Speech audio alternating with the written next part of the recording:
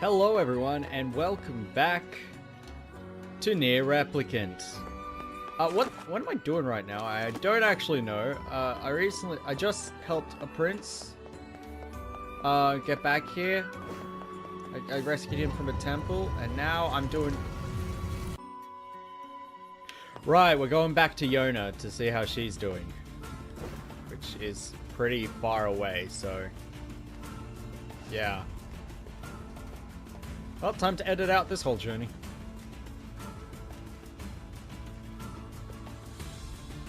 Chased or not? I suppose rules are rules, Yeah. even if they are absurd. I don't think they're absurd. Oh, Those rules are important to the masked people. you don't say. I do. And I think it's important we respect that. Well, well. The boy is beginning to sound like a man. Boy, I'm not a kid, you know. Hey, Are you sure? less talking, more walking. Alright, back at the house. I gotta say, these stairs still make no sense to me. I don't understand them. Yona, Oh, hey, how are you feeling? better, now that I'm taking the medicine you brought. Good. By the way, are you gonna stay here today? Oh, sure. You bet. Really? You'll stay with me? Really? Yeah, Yona, I'll stay. Yay! Now get back to bed. Okay.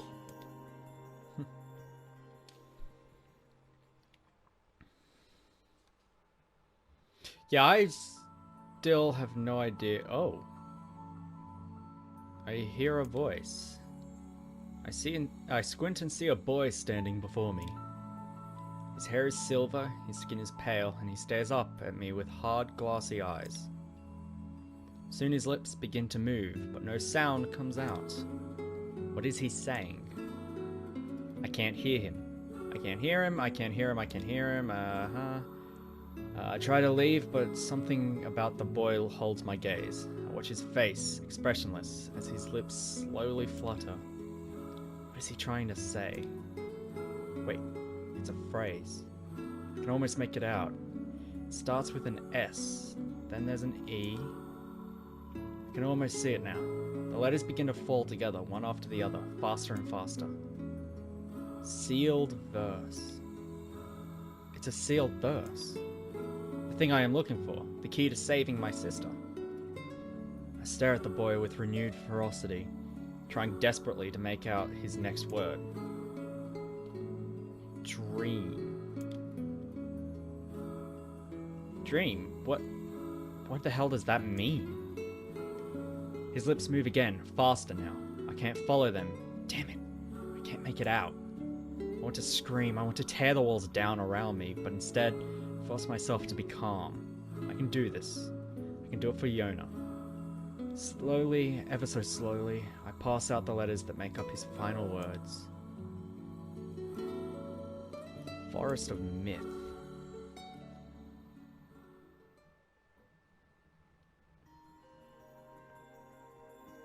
Alright.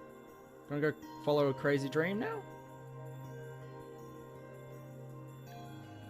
Just a dream. Even in my dreams, I'm hunting sealed verses.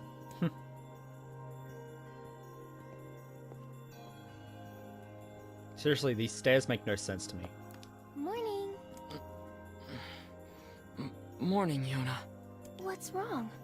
Are you feeling sick too? No, I had a strange dream. What was it about? It's nothing. Don't worry about it. 'Cause I had a dream too. Oh, wow, what a surprise, really? Oh yeah? What was your one about? Yeah. Me and this boy were playing a game together. What Uh-huh. kind of game? It was called Guess the Words. I think he made it up because I never heard of it before. Huh. How did it work? The boy would move his mouth, but no words would come out. Then I had to guess what he was trying to say. Oh, what the fuck, she had a similar dream? It was hard. I wanted to play hide and seek, but we had to play his dumb game instead. So what did he say? I don't know. All I could figure out was dream and forest of myth. But don't worry, I'm gonna study hard so that next time I can figure out everything. We should play a game together sometime too. Sure, Yona. She had the exact same dream. Huh. Don't forget the melon. The melon, right, yeah, the melon. Don't I have one of those growing outside? I think I do. Those stairs make no sense to me. I'll never figure it out. Something troubling you, lad? It's nothing. Don't worry about it. Come on, I need to go ask Popola something. Ask her about the forest myth. Yeah, because the first thought I had was that it's just flipped, but you can actually kind of see through the windows here. But also, the windows when you're in Yona's room is, you can see this brick wall here. So I don't understand how it works. Like, what the fuck? Maybe seeing through that window would help. It's so weird. Such a weird layout. What do we got here? Oh, they died. Fuck! Alright, Forest of Myth. Where is it? What's up, Popola? Oh, hi. I just got a strange letter in the mail. Huh? Dearest Popola, I hope this letter finds you well. I'm writing in hopes of bringing to your attention a certain dream issue of concern regarding recent events in Dream the Village. What? Is there a village named Dream? I was hoping I might be able... hang on. I was hoping I might be dream able... What the fuck?! Okay, never mind. I was hoping I might be dream able to get your advice dream on the matter. Recently, there have been dream reports, dream of certain dream of dream, evil dream, empty dream, curse, dream, evil dream words, dream, and dream, someone dream. That is certainly one bizarre piece of writing. Ah. Who's it from?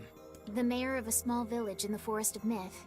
Oh. It's a wooded area up What a north. surprise. The Forest of Myth? They're usually a bright and cheerful group of people. Something like this is very out of character for them. Yeah, okay. Man, this is just all coming together now. I have a bad feeling about this. Yeah. I'll check it out. You will? But... Don't worry about it. I've got business there anyway. Oh, well, alright. Yeah, Thank very convenient. Alright. How do I get to Dream? To Forest of Myth. Which gate am I going out of? Okay, it's that gate. Got it. I'm very quickly going to check to see if there's a letter in here. Yep. Dear Corey, today was awesome. Popola made me this huge cake with that was really yummy, and everyone in the village has been wishing me a happy birthday. It's fun. I feel like a princess or something. I don't feel sick at all today. In fact, I almost forgot I had this disease. So maybe you can forget about it too and come back home now. Aw, I missed her birthday? That's sad. Alright, let's go. Forest of Myth, I see.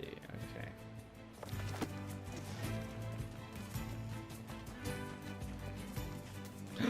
Boar! Hell yes! Whoops. Alright. Let's try this again. Woo! Oh, I need mutton. I only need 2 more pieces. Okay. So Kaino over there just dealing with some shit. Alright, I'll be able to finish that quest now. Anyway, back to it. Woo! Fuck!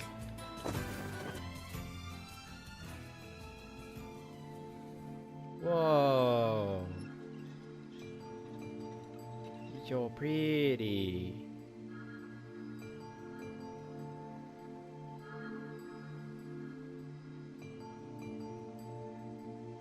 It sure is quiet here.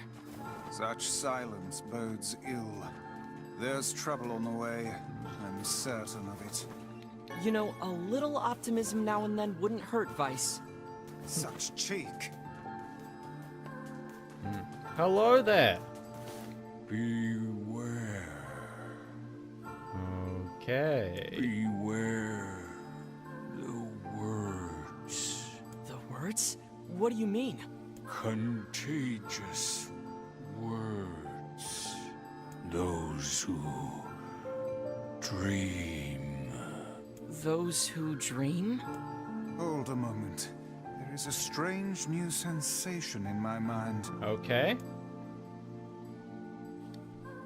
Vice's voice rose in a quizzical way. It is not quizzical.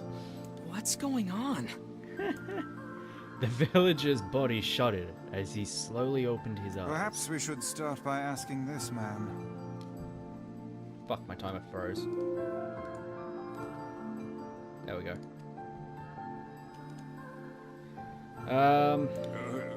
Who are you? We heard something happened to this village, so we came to see if we could help. Oh, what? The mayor stared at Corey and Vice. If you can speak to me, I must have caught you in my dream. In your dream? The mayor explained. In the past weeks, a mysterious disease called the Death Dream had spread across the forest of myth. Those who caught it were cursed to fall asleep and live forever within the world of their own dreams. The village mayor had determined the Death Dream was spread from person to person by spoken words, but before he could learn more, the disease took him as well. Whoa. Vice stared at the mayor, his mouth twitching slightly. Now see here. He Are said, you saying that we have been absorbed into your dream? Well, yes. said the mayor, I think you have. In other words, said Corey. we've caught the death dream? Before the mayor could confirm Corey's suspicion, Vice exploded with rage. Ridiculous. Preposterous. Completely unfathomable on every conceivable level. I don't even recall falling asleep. That's just how the death dream works. That's just how it is. Though polite, the mayor was clearly trying to brush aside the book's remarks. My remarks are not to be brushed aside, fool. The mayor twisted his mouth in an embarrassed grimace, then quickly changed the subject to who Corey had seen and what they had discussed since coming to the village, Something there must have caused you to enter my dream. said the mayor. A certain conversation, a specific word, something. Corey and Vice racked their brains but could not find no easy solutions. There were simply too many words to consider, too much random chatter, too many meaningless conversations. Grimoire Weiss does not engage in meaningless conversations. When the fuck did this just turn into a novel, like graphic novel? No. What? This has slowly been becoming just like a text game. The mere suggestion that Vice chose his words carefully seemed to sting his pride. It does not seem to sting my pride, you bloated gasbag of a narrator. It has demolished it utterly. Irritated, Vice looked skyward, as if searching for answers in the heavens. I was doing no such thing. Just leave me alone already. The anger created by his harsh words bled over to Corey like a contagion. Wait, said Corey suddenly. Did someone just say contagion? Yes, I believe so. What of it? Great, now I have to fucking read it all out. Ugh. Well, that villager told us to watch out for contagious words, right? The mayor leaned forward with renewed interest, pushing a startled Vice aside in the process. He must have said something, right? Asked the mayor. Some specific combination of words. What was it? It was about dreaming, or something that dreams, or... Oh, what the hell was it? A sheep! Cried Vice suddenly, blurting out the first thing that popped into his head. The others stared at him for a moment before slowly shaking their heads. After a few more minutes of thought, Corey's face suddenly lit up. I remember, he said. Those who dream, that's what he said, I'm sure of it. At this, the mayor produced a thick sheaf of papers from his pocket. He flipped through them a few times before finally nodding his approval at Corey. That sounds right, he said as a stray sheet of paper fluttered to the ground. My notes also mentioned something about that. I bet it was the last thing you heard before you fell asleep. The mayor shook his head, his worn pencil stub tracing lines across a lone piece of paper. For the last month I've done nothing but study the disease we call the death dream, he said. I mean, I'm the mayor, right? It's my job to protect people from whatever comes along. But I never expected a couple of outsiders to start entering people's dreams. The mayor paused, a grimace crossing his face. I should probably be taking notes or something. Vice immediately fired back. I applaud the force of will it takes to research a disease in your dreams, he said. But perhaps we should bend our efforts to escaping this place instead of trying to understand it. The mayor's hand tightened around his pencil, snapping off the tip. I've tried to escape. That was a completely different voice. From the very first moment I realized I was locked inside of my own dream, I've been looking for a way out, but I don't think it exists. I mean, this is my dream, right? If there was an exit, I'd know about it. He paused for a moment, his unfocused eyes staring at nothing. My village was beautiful, he said to no one in particular, and it was filled with the most wonderful people you could ever hope to meet. But once this disease took hold, things changed. It's like someone took a sponge and soaked all of the color out of our lives. I just want us to be whole again. I want us to be free. And I won't stop trying until it happens. Corey nodded in agreement. Huh? Wait a second, I didn't nod. Look, if we can be of any help, said Corey, just ask. Now, hold on, I did not just... Oh, wait, that's me. Now, hold on, I did not just say that. Silence! Cried Vice. The grimoire looked from Corey to the mayor, and back again, his face filling with confidence. He has a face? Grimoire Vice's face is always confident. Thank you very much. I have no idea who's talking right now. Oh, it is Vice. Now see here, Mayor. You told us that nothing can exist in this dream without your knowing of it. But yet you seemed surprised to see us when we first arrived, yes? The mayor raised his head, realization dawning on his face. Oh my god, he said. You're right. You're right! I had no idea you were coming. The human imagination is a limitless engine, said Vice. And dreams are the fuel. If you can imagine an exit, then it must be so. With your permission, we shall search it out. Thank you, said the mayor. I don't know how I can repay you. Payment is not required. We are as eager as you to be done with this place. The mayor suddenly felt as if he could breathe again. He'd almost forgotten what it was like. Good luck, you two, he called at the departing forms of Corey and Vice. We're all counting on you. As Corey slowly faded into the misty forest, the mayor was struck by a sense of déjà vu. I saw this man once before, he thought. But where? Corey's mood darkened as he trudged through the forest. Holy shit, how long is this going to be? Hours? I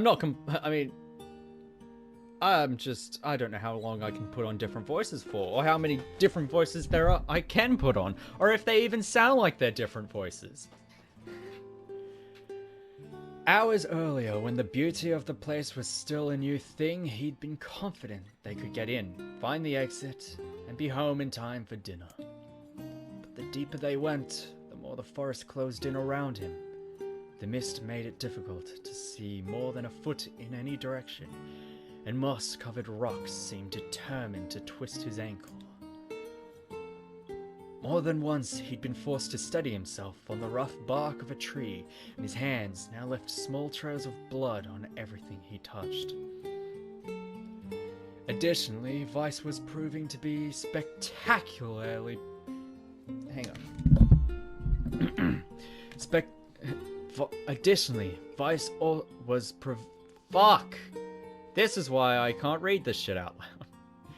Additionally, Vice was proving to be a spectacularly poor traveling companion. Unhindered by either terrain or physical effort, he spent most of his time urging Corey to pick up the pace and grumbling about their slow progress. Finally, after Vice muttered something about legless turtles being more adept at navigating the environment, Corey snapped. Okay, Vice, cram it for a second, would you? You don't have to walk. Corey leaned against a tree and tried to stretch the knots from his back. How can this stupid forest be so big? He muttered to himself. The moment the words tumbled from his mouth, a cacophony of insects sprang to life.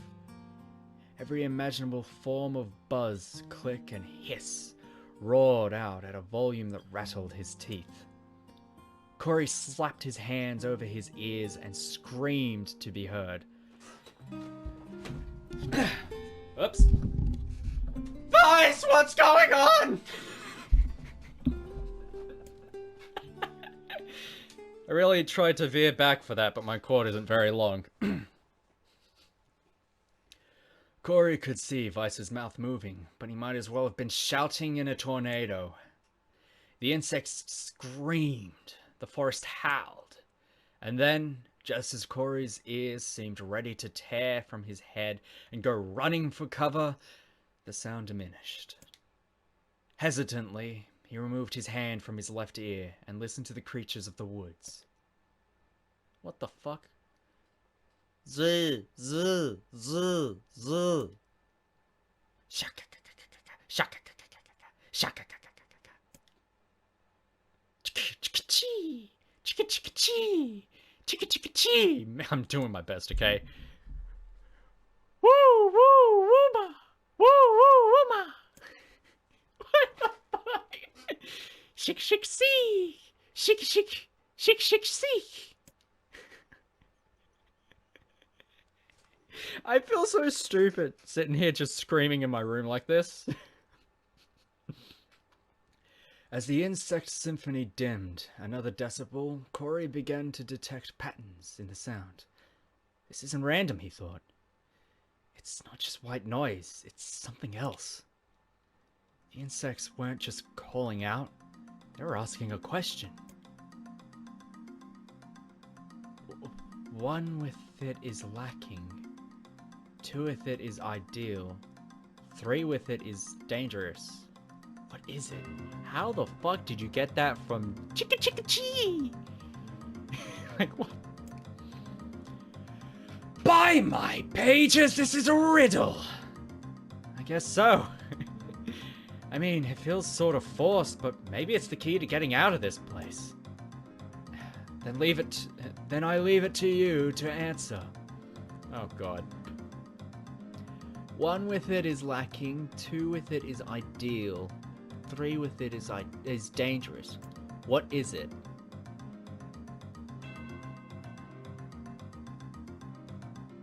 What? The answer is a secret? The answer is a seesaw? How the fuck should I know? Vice's mouth flew open, but before he could say anything, the world suddenly shifted. Oh god. Ring, ring, wah! Ring, ring, wah! Shik, shik, key!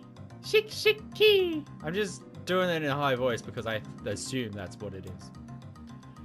When Corey came to, he was once again surrounded by the sounds of the insects. Right, these are insects, aren't they? The cries of insects were creating words. Words he had heard somewhere before. One with it is lacking, two with it is ideal. Three with it is dangerous. What is it? By my pages, it's a riddle. Oh my god.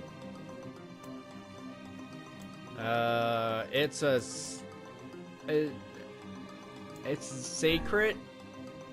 Inordinately furious that Vice left the task to him, Corey sighed and gave the only answer that made sense.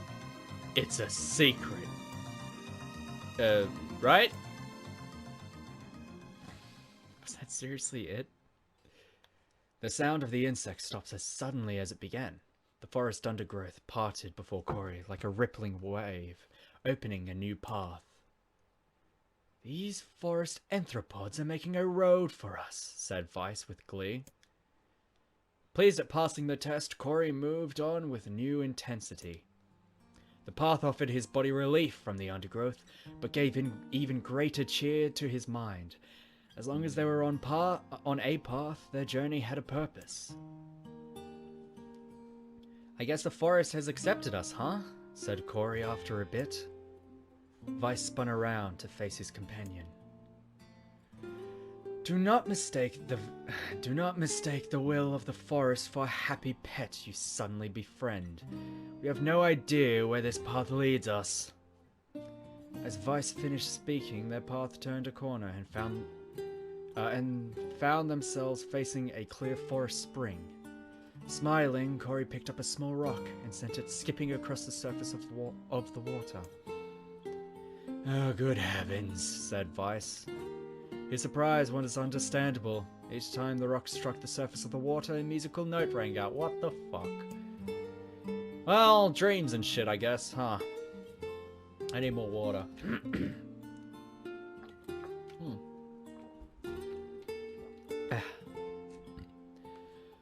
When the rock finally stopped moving and sank to the bottom of the spring, the ripples it left behind came together to form words. Oh god. I enter through the window, but break no glass. When night falls, I vanish. What am I? Light. I guess. Absurdly easy, barked Vice. Now answer it. Corey grit his teeth and tried not to reach out and strangle his companion.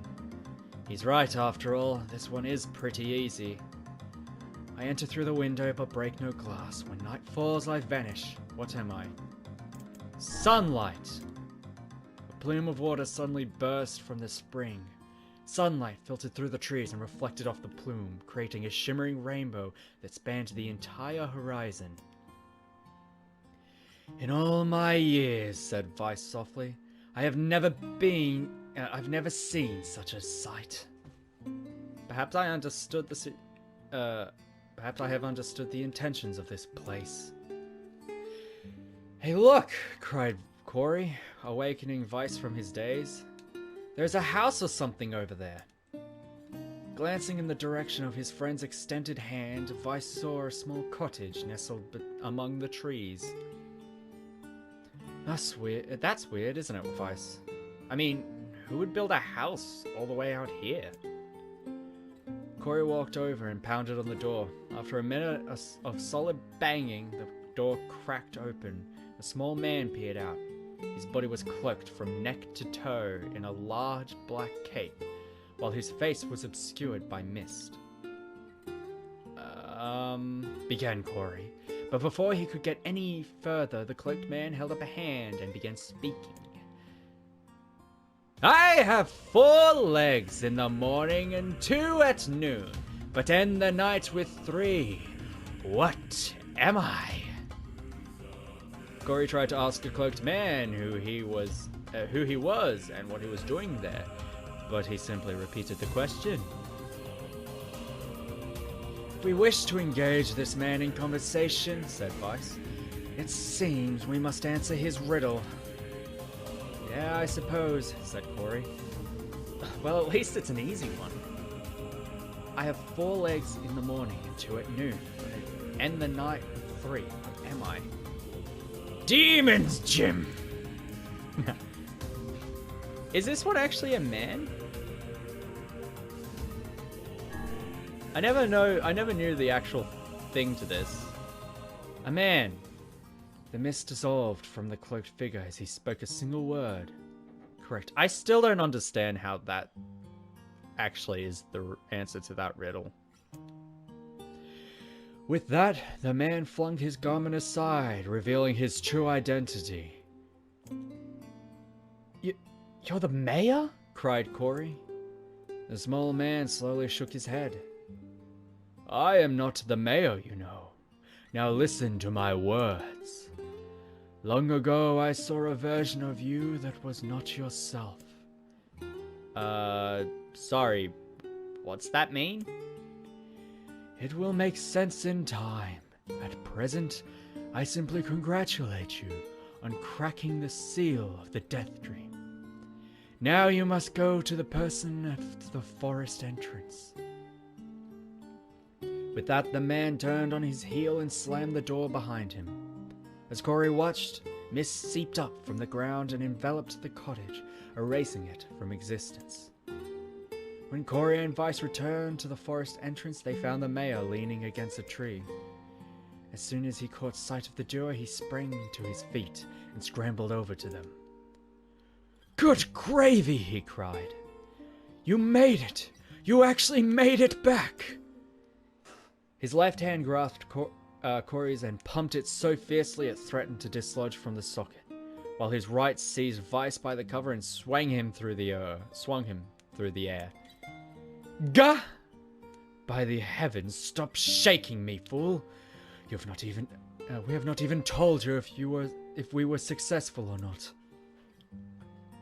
The mayor smiled broadly and shook his head. I'm just happy you're alive. I didn't think I'd ever see you again. Corey withdrew himself from the mayor's eager handshake with a slight smile. We broke the Death Dream seal, he said. At least, I think we did. The mayor's face beamed as Corey filled him in...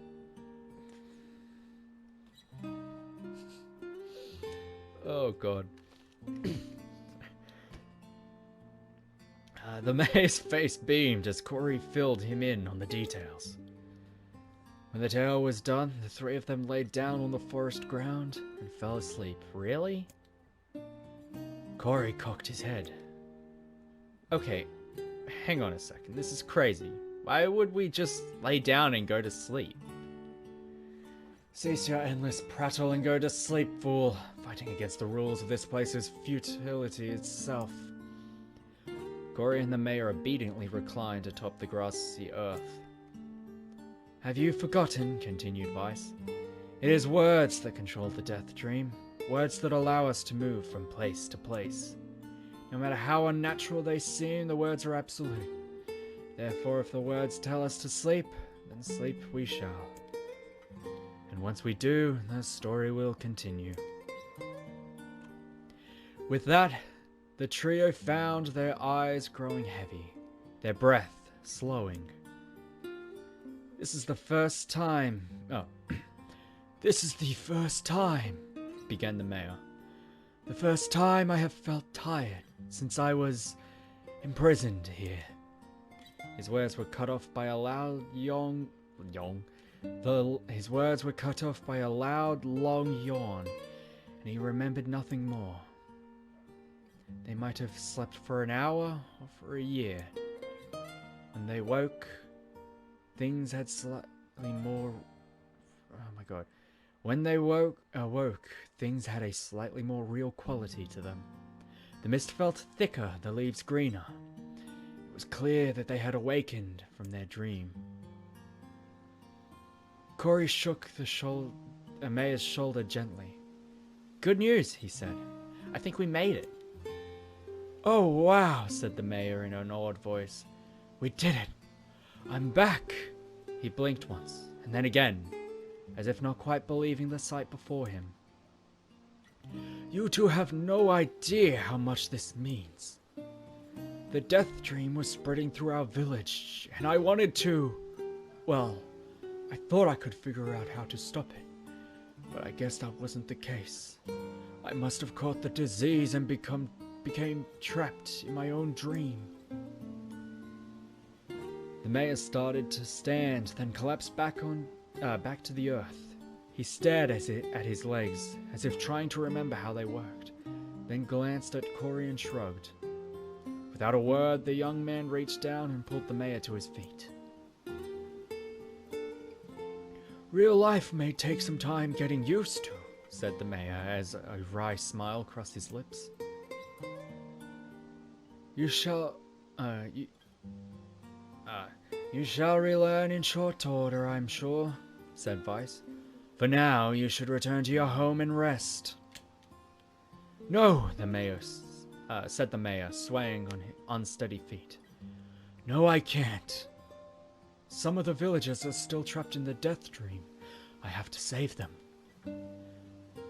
The mayor slowly made his way to the divine tree in the center of the village, then bowed his head and prayed silently.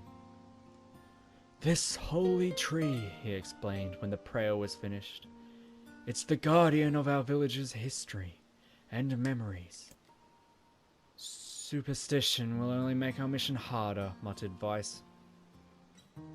We should not put our faith in the gods. The mayor shook his head. Not the gods, the words. Legend says that our tree is home to powerful magic known as a sealed verse. Wow! What a surprise! Corey and Vice could not contain their surprise. Me too, I couldn't. I actually couldn't. I feel lightheaded. It seemed a goal had been found in the most unexpected of places. I say, muttered Vice, this is certainly a stroke of luck. As the three of them said their goodbyes, Corey mentioned the strange man who had given them the third riddle and the mysterious words he had left them with.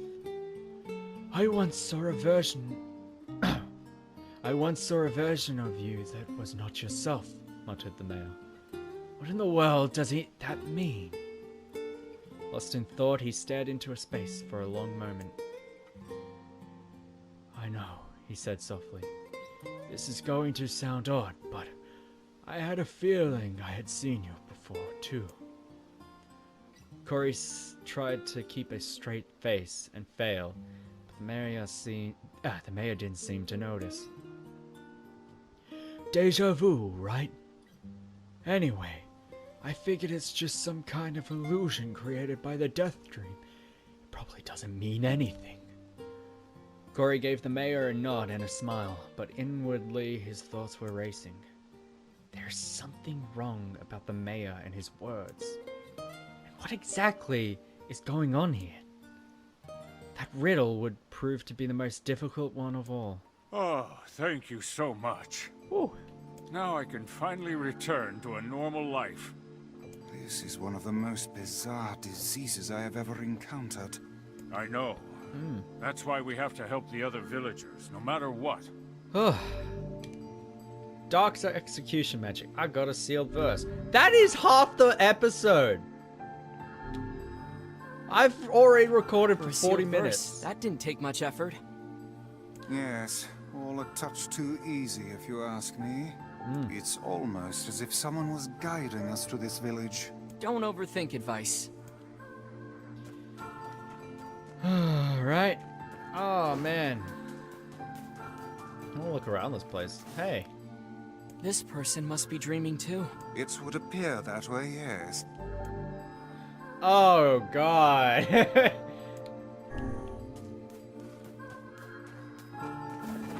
Hey. Another victim. This work certainly is trying. I mean, I might check out one of these streams again. I figured a book like you would be into all this word stuff, Vice. Even I have my exceptions. Alright. I'm sure this can't be as long. A colony of massive sculptures was visible in the distance, their tall forms scraping against the sky. Vice and Corey had never seen such a sight. Their eyes widened as they tried to take it in. Those buildings must be huge if we can see them from this far away. What do you think, Vice? As Vice considered his answer, the sun beat down on them with renewed ferocity. Perhaps they are some manner of mirage. He said, I have the fucking hiccups! Wait. I think they're gone. They're gone. Under this heat, a mirage or two would hardly be an unexpected sight. Corey nodded and wiped the sweat off his brow, leaving a trail of sand in its place. He thought he'd never been so thirsty. The ancient road on which they walked was black and cracked with age. Here and there, thin wisps of grass pushed up through the rocky surface, as if defying those who had laid this material down over their home. The heat reflecting from the road made Corey lightheaded. I'm already lightheaded from all this reading out loud. His feet hurting, he crouched down to rest. I don't know how much longer I can do this. Is someone playing a joke on us or what? The complaining had already begun. Weiss tried not to let his eyes roll too much. A joke, he said. No joke. This road leads to the City of Art. Perhaps the path itself is simply some manner of grand artistic work. You don't sound very sure of yourself there. Perhaps not, but thinking of it in this way might make it easier for you to bear it. Corey glanced at Weiss's grinning face, shook his head and resumed walking. As time passed, Corey's feet grew more painful and his throat drier than he thought possible. He tried not to look further than the next step ahead because the bright sunlight made him hesitant to trust his own senses. We are definitely getting closer, said Weiss in an effort to cheer his companion. Yes, this much is certain. Encouraged, Corey lifted his gaze. Suddenly, he stopped talking, choosing instead to stand in the middle of the road with his mouth and eyes wide open and his finger pointing in the distance. Water! He cried. It's water! Water? Asked Weiss. Preposterous. I don't see any water. Over there, just ahead of us. Look, the sun is reflecting off it. Without waiting for a response, Corey sprang to life and bounded towards the site. What in the... There was no water. There was nothing but sand in every direction. Corey closed his eyes and sighed as Weiss floated up behind him and chuckled softly. I believe this is known as a mirage, he said. Many a desert traveler have spoken of such things. Corey shook his head, bewildered. Suddenly, he pointed off in the distance, his eyes wide once more. Wait, there it is. I just missed it. Look, it's right there. Corey sprinted off again, leaving Weiss with no choice but to follow. After a few minutes of running, Corey came to a halt. I could have sworn it was right here. Confused, he put his hands up to his eyes and rubbed them vigorously. It's not the only thing I rubbed vigorously. As soon as he stopped, he noticed a blue shimmering pool of clear water just ahead over the next rise. With a shout, he bounded off in search of it. The chase continued for nearly an hour until an exasperated Weiss finally floated up to Corey and struck him in the face with his cover. Enough, you blithering idiot! Stop this at once! There is no water here! Corey's face clouded. There isn't? There is not! And perhaps next time you will listen to me when I tell you not as much. Weiss paused for a moment, then continued speaking in a slightly kinder tone. However, I suppose this mad chase was not altogether wasted. It seems we have arrived in the City of Art. Corey looked up. Stretched out before him was a row of impossibly tall sculptures. Their journey was at an end. They're huge, cried Corey, completely forgetting the heat and pain of the past few hours. I've never seen anything so big. Each sculpture was formed from roughly the same shape. A tall rectangle that stretched up toward the sky. But that is where the similarities ended. Most were covered with panes of glass that reflected light in 1,000 directions. Others were seen to be nothing but frames of steel. Some had tall spires on their tops, while others possessed triangular caps. What kind of city is this? Said Corey. Where are the people? Where are the houses? Perhaps the land is intended exclusively for artistic use. I thought that said autistic for a moment there. I am slightly dyslexic. The debate continued as they made their way through the city.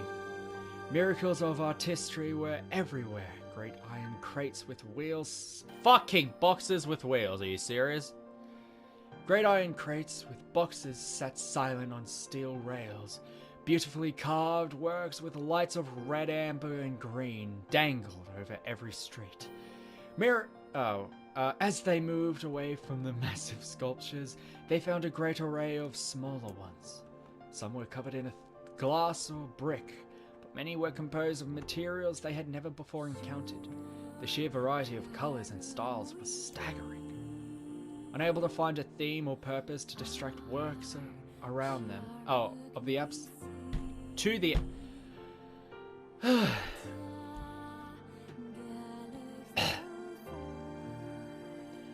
Unable to find a theme or purpose to the abstract works around them, Corey and Vice eventually fell silent. On the outskirts of the city, they discovered 3 sculptures in the shape of humans. Corey uttered a sigh of relief as he approached them. Finally, I was getting tired of modern art. The 3 statues were indistinguishable except for a single word chiseled into their right arms. One read Alpha, one read Beta, and the final one read Gamma. As Corey moved to touch the nearest statue, a bird flew from the top of one of the sculptures. Alighting on the statue's shoulder, it emitted a brief, beautiful song that took the form of words. Oh god. Another riddle. Only one form is real. The others are false. The real form will always speak truth. The real form. The false ones will only speak lies. With that, the bird departed. As if on cue, the 3 statues shuddered to life, acquiring color and form as they began to breathe. Hey, look at that, Corey said. They're alive.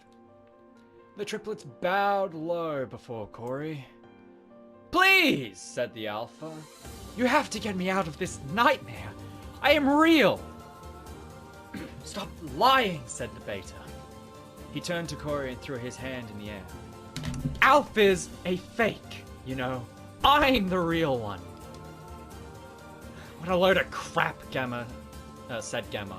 Beta is fake. Everyone knows I'm the only real one around here.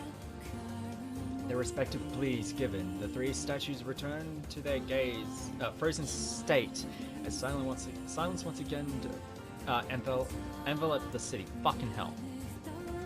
When you consider all the statements, only one of them could be the real thing, said Vice. Corey furrowed his brows and considered his answer. Only one form is real, the others are false. The real form will always speak the truth, the false ones will always speak lies. How the fuck? Don't have a clue. Took a long look at the stations and tried to clear his mind. On the outskirts of the city, they discovered 3... Oh my god, it just goes through this again. Alright. What a load of crap, said Gamma. Beta is a fake. Everyone knows I'm the only real one around here. I don't think it's Gamma. Because clearly I don't know who the real one is. And if everyone knows, I don't know. Huh. You're a liar. You're a filthy liar, Gamma. I think it's Beta. I think it's Beta. The real... Though Corey's voice betrayed a notable lack of confidence, he was relieved to see Vice nodding at him. Oh my god. If Alpha were telling the truth, began Vice in the dry tones of Electra, Beta and Gamma would be fakes. But in this case, Gamma's claim that Beta is fake would be the truth. Even though Gamma is a liar, therefore that theory crumbles. Oh wait, what? Now let us presume that Gamma spoke the truth. That makes Alpha and Beta liars. In this situation, however, Beta is calling Alpha a liar, which would leave us with 2 statues telling the truth. Finally, let us assume that Beta is telling the truth. If so, Alpha and Gamma's lies would make sense. Therefore, Beta must be real. That's not how I came to that conclusion. I read Gamma's one. I went, clearly, I don't know that you're the real one, so clearly nobody knows that you're the real one, and not everyone knows that you're the real one, which means that that is a filthy lie, and I chose beta because I'm a beta male. Sad face.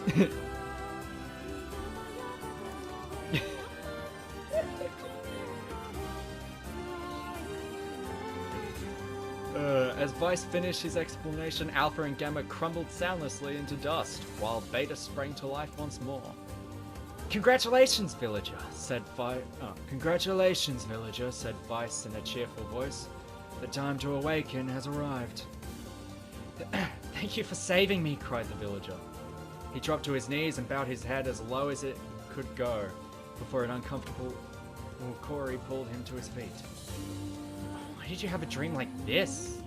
Oh, why did you have a dream like this? Asked Vice. Have you been to this city before? The villager slowly looked around at the bizarre objects and sculptures that dotted the landscape. He shook his head. I don't think so. I mean, it's impossible, right? There's no way I could have been to a place like this. At the same time, I feel like I've seen it before. Deja vu, muttered Corey. Just like the mayor. The vague sense of unease that struck Corey during the mayor's dream spread once more through his mind. Oh, that was rough. I am positive I have seen that place before. Oh, is that so? Okay, that's enough. Don't need you getting all weird on me too. Alright. At least that one wasn't as long. Let's go do the other one, might as well. Hey up. This person must be dreaming too. This whole episode is gonna be is just gonna be the text adventure It shit. would appear that way, yes. Alright, let's enter this Can't say person's I'm dream. very excited to go back there. That dream world sorta creeps me out. Perhaps you should spend less time complaining and more time getting on with the mission. Yeah.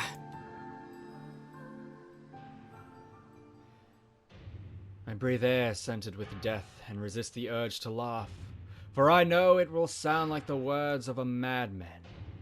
How long have I been in this fresh hell? My box, my prison, is tucked beneath a stairway in the long unused catacombs of some infinite castle.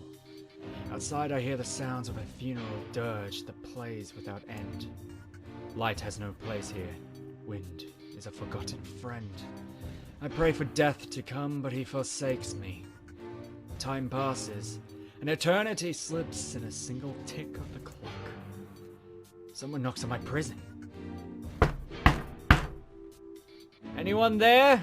I hear a familiar voice say. My savior. I claw at the door of my jail, embedding thick splinters under my ragged nails. I scream for help. I laugh. I sob.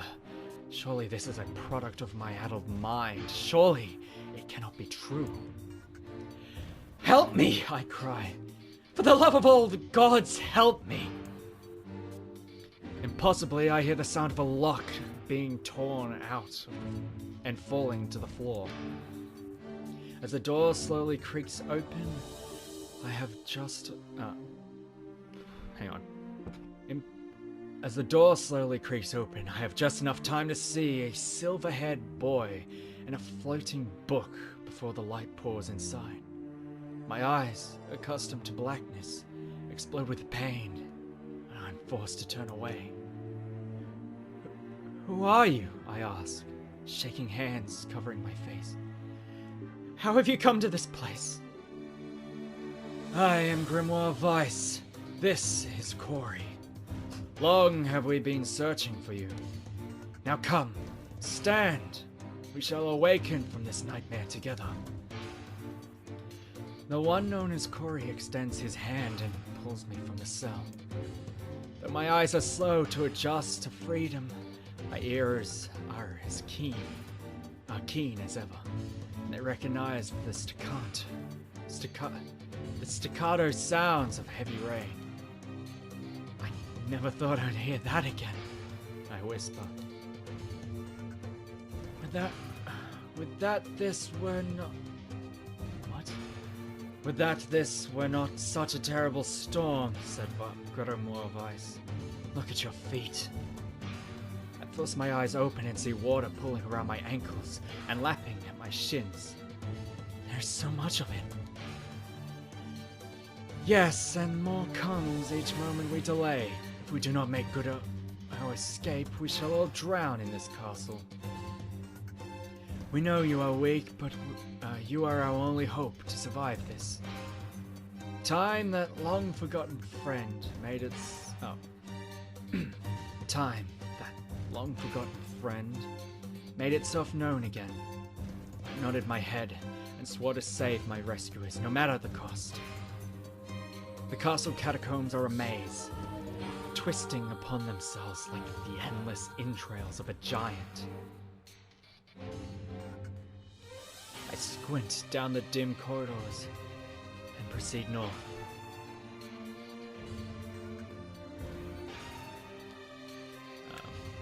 I squint down the dim corridors and proceed north. At the end of the corridor, I find a row of 20 gorgeous canopied beds resting atop a carpet of velvet, all are covered in a thick layer of dust and cobwebs. Searching for the door to the next room, I come upon a shapeless mass of grey matter. It's been shoved against the side of the wall, and despite my fever, I think I see the outlines of a door just beyond. Then I reach out a finger and touch a piece of the mass. It turns to dust and drifts away on the wind. Realization slowly dawns. I fall to my knees and weep. Corpses. I face a mountain of charred and crumbling corpses. I look from it to the beds and back again, till the horror dawns full upon me. Someone has piled these bodies into a tower and set them ablaze. Whether they were alive or dead, I do not know. Insanity will not permit me to consider the proposition further. I make a sound, whether scream or laughter, I cannot be certain. Then my mind grants me a merciful blackness. I find myself opening the door and leaving the most terrible room. That most terrible of rooms.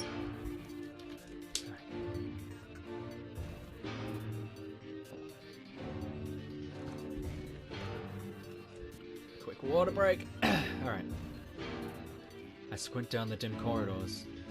I proceed south. I sprint down the dim corridors and proceed north. I proceed east. I proceed west, east, north. Fuck! At west. At the end of the path, a row of heavy wooden casks lie on their sides in a dark chamber. Doubtless they are filled with wine.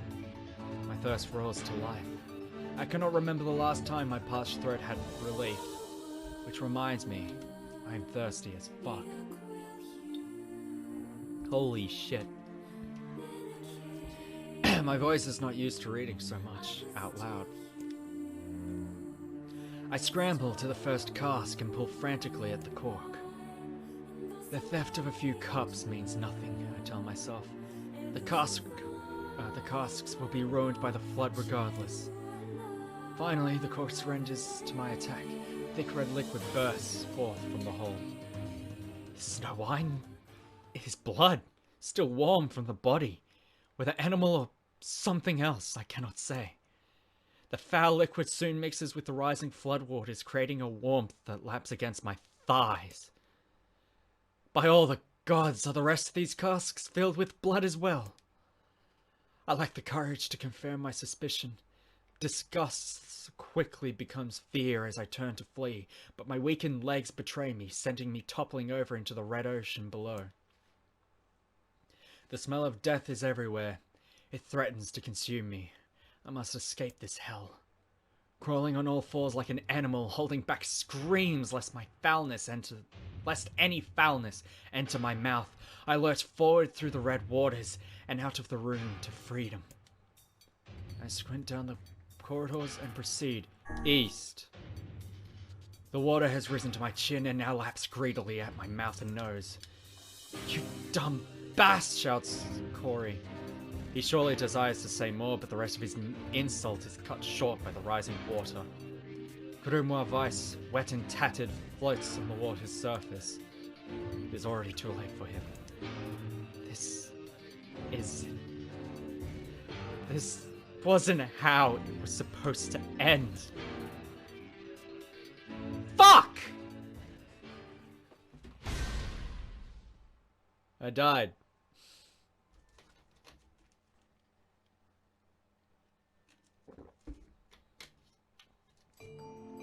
I proceed east. Then north. North. Okay. At the end of the path, the waters rise to my waist, exhausting me both physically and spiritually. I pray that this is the way out. Eventually, I can stand the sight of the waters no longer, and so turn my eyes upward. Imagine my surprise when I see a series of paintings hanging on the faded plastered wall. Each depicts a person in the prime of life, clad in clothing of the highest quality. The styles, however, are strange to me, leading me to believe that these people had lived long, long ago. The old man was coming out there for a moment. One subject wears an outfit that particularly catches my eye. It is constructed of a thin, breezy cloth and decorated with a motif of flowers and birds, while encircling the figure's waist is a leather belt of the most perfect construction. It is a stunning costume even by modern standards. As I gaze at the portrait, I'm struck by a desire to touch it with my own hands. Yet, as I extend a single finger to the painting, I am gripped by a most unpleasant feeling. Staring closely at the image, I see it bend and warp into the shape of another finger. Something behind the picture is pointing at me. Is it another prisoner? A fellow inmate trapped here for eternity in this place? I cannot let it pass, and so I seize the portrait with both hands and throw it into the water. The wall is hollowed behind the painting, and inside I can just make out a body. Whether or not this is a prisoner, there would be no rescue. Poor soul is long dead. Scraps of clothing lie on the floor around the bones. Only a small amount of fabric has surprised. What? Only a small amount of fabric has survived. It features the same delicate designs that were depicted in the portrait. I've been admiring a row of corpses, blocked from view by portraits of each victim at their pinnacle. Enough! Shielding my eyes, I paddle forward through the water. I proceed south, then west. Heavy casks lie on their side filled with wine.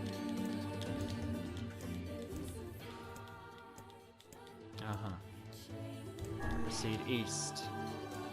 East. I find myself in a great hall with only the sounds of rain for comfort. The waterlogged red carpet squishes beneath my feet as I approach the center of the room. Once there, I behold a beautiful dining table, upon which rests china and silver of the finest construction, as well as the remains of a fantastic feast.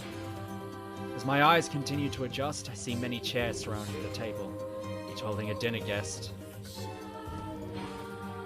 Noticing movement, I approach the chair at the table's head, but as the truth of the matter dawns on me, I recoil in horror. The host of the feast is a corpse, as are all the invited guests. An army of foul, wriggling insects have made homes in their remains, and this is the movement I saw. This once splendid feast is now nothing more than a requiem for the damned. I take a moment to steady my shaking hands, and slowly back away from the table. Desperate to lose sight of the abomination ahead of me, my gaze lands on the chairs upon which the dead were seated. This is a mistake. The chairs prove to be even more terrible than the feast itself. Each one is covered in a layer of spikes that run from the seat up to the back, down the arms. This explains the color of the carpet beneath my feet. I can only pray that the unfortunate diners were dead when the meal began. Or if not, it is a simple task to envision the agonized screams that must have sprung forth from their mouths. My mind grasps frantically with the possibility that these souls had committed some terrible crime for which this was punishment. Though in truth, I suspect they had committed no crime at all. There would be no tomorrow for these unfortunates. This was their last supper. I proceed north. Did I just die again? I died again. What am I meant to do? Alright. I go north.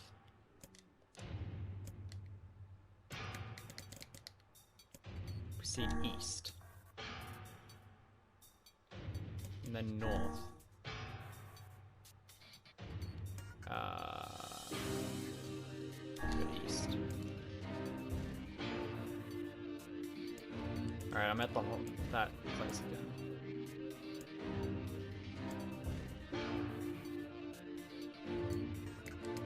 Alright, that's the dinner. I proceed north. Against all hope, we make it to the front door. Break it down! Someone cries. And so I give myself to the effort. In tandem with Corey and Grimoire Vice, I slam my body against a thick, sturdy door. On the third try, it gives way, and we find ourselves sprawled on the ground outside the castle. The storm is in retreat. The clouds above are still dark and foreboding. To the west, I see a thin shimmer of sunlight trying to break through. How can I thank you? I cry as tears join the rain on my cheeks. I would surely have died in there. Looking down, I suddenly notice that my dress is in tatters, and sheepishly try to cover my exposed skin. Your dress, asks Vice. Then you are a woman, madame. I am. What the fuck? I proffer the two a smile. I suppose that comes as something of a surprise, seeing how I exist only in the form of words.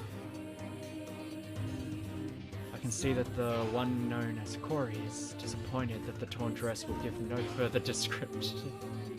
But he hides it well.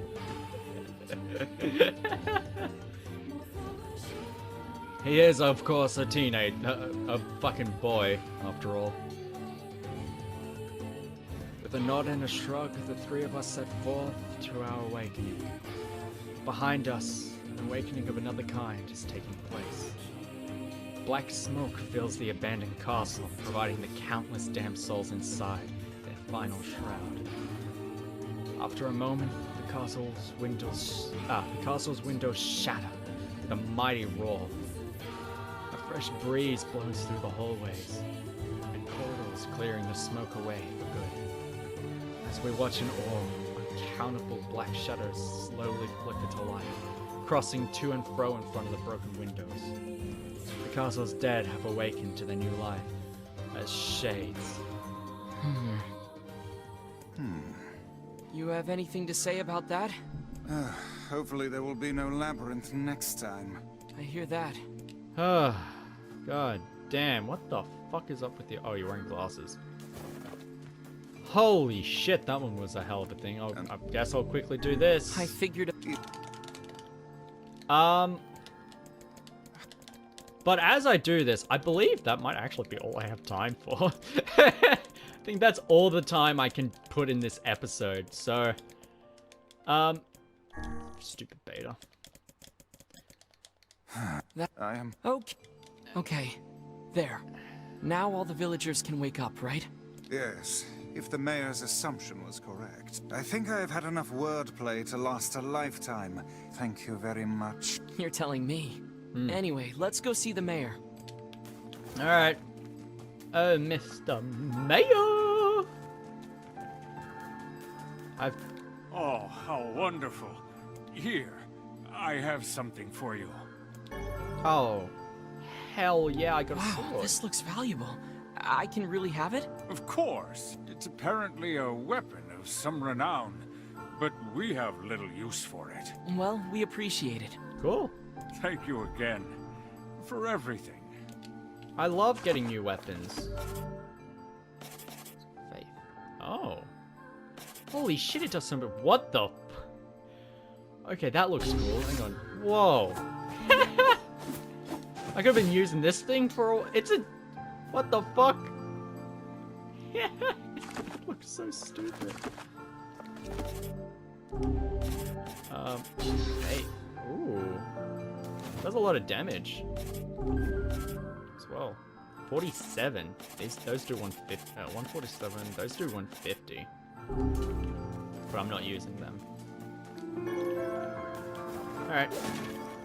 Hell yeah. So yeah, that's all the time I have for this episode, I think. Like, I really don't think I can fit that much more in this episode. So, I'll see you all in the next one, I guess. Hopefully it won't be so much reading. Goodbye.